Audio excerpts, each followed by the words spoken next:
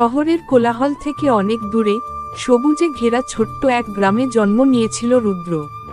শ্যামলা গায়ের রং, গভীর চোখ আর শান্ত মুখের ছেলেটি বরাবরই আলাদা ছিল বাকিদের থেকে।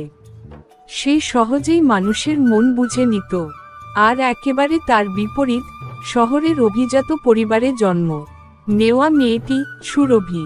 মিষ্টি গলায় গান গাওয়া আর তার হাসিতে চারপাশ আলোকিত হয়ে যেত। দুটো আলাদা দুনিয়ার মানুষ কিভাবে একে অপরের কাছে এল, সেই গল্পই আজ বলা হবে।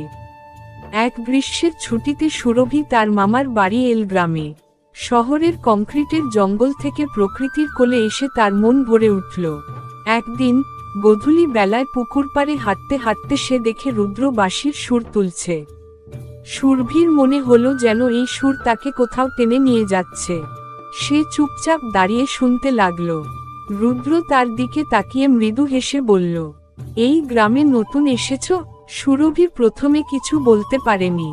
কেমন যেন একটা অপরিচিত টান অনুভব করল সে। পরের দিন থেকেই দুজনের মধ্যে আলাপ বাড়তে থাকল।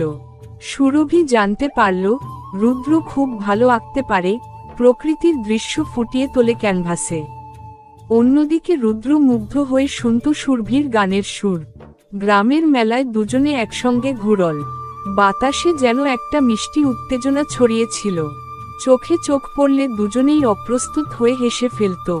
একদিন পুকুর পাড়ে বসে রুদ্র বলল, তুমি জানো, তোমার হাসি দেখলে মনে হয় পৃথিবীতে কোনো দুঃখ নেই।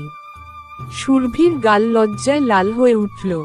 তারও ইচ্ছে করছিল কিছু বলতে, কিন্তু সাহস হচ্ছিল না।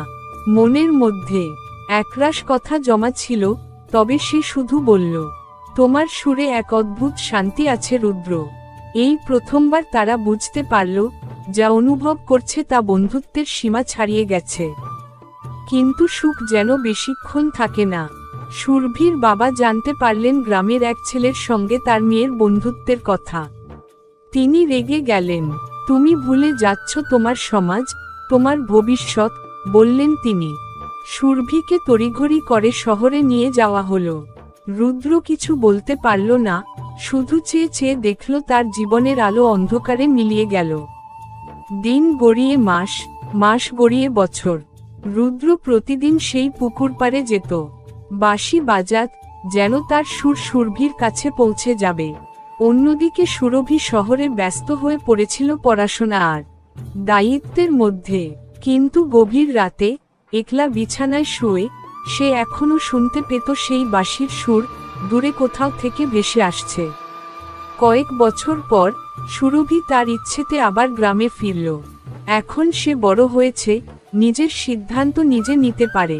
পুকুর পাড়ে গিয়ে দাঁড়াতেই সে শুনল সেই চেনা বাঁশির সুর। চোখের জল আটকে রাখতে পারল না। রুদ্র তখনও অপেক্ষা করছিল, ঠিক সেই জায়গায়, একই ভালোবাসা নিয়ে। সুরভি ছুটে গেল তার দিকে। কোনো কথা নয়, শুধু দুইজনের চোখে ছিল হাজার বছরের কথা। দুই হাত এক হয়ে গেল নীরব সাক্ষীতে। গ্রামজুড়ে নতুন করে এক গল্প শুরু হলো, রুদ্র আর সুরভির প্রেমের গল্প। তারা মিলে গ্রামের এক কোণে ছোট্ট একটা স্কুল খুলল, যেখানে সুরভি গান শেখায় আর রুদ্র ছবি আঁকা শেখায়। প্রেমের স্রোত এখন কেবল দুই হৃদয়ে নয়, গোটা গ্রাম জুড়ে ছড়িয়ে পড়েছে।